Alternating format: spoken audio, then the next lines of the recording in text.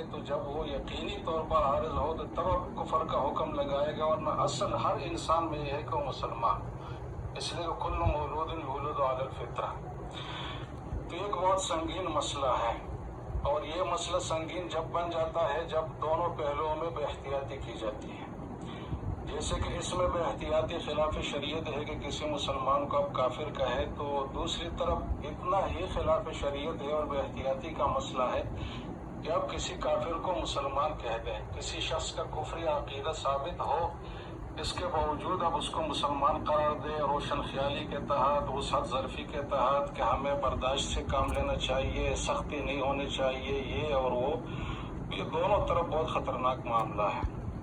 پہلی کی خطرناکی تو بڑی واضح ہے کہ کسی مسلمان کو اب کافر کہیں گے تو اس کی دنیا اور آخرت گوئے کہ آپ نے تباہ کر دی۔ آخرت کا معاملہ تو واضح ہے، دنیا میں اس سے سوشل بائیکاٹ کیا جائے گا، اس کو معراج سے محروم کیا جائے گا، اس کے ساتھ مالی معاملات نہ ہوں گے یا محدود ہوں گے، اس پہ کفر کی سزا لاگو ہوگی وغیرہ وغیرہ،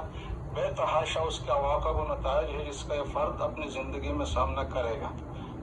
اور دوسری طرف اگر آپ احتیاطی کریں گے اور کسی غیر مسلم کو مسلمان ظاہر کریں گے تو آپ پورے اسلامی مسلمانوں کے معاشرے کے ساتھ غداری کے مرتکب ہوں گے، اور آپ لوگوں کو یہ راستہ فراہم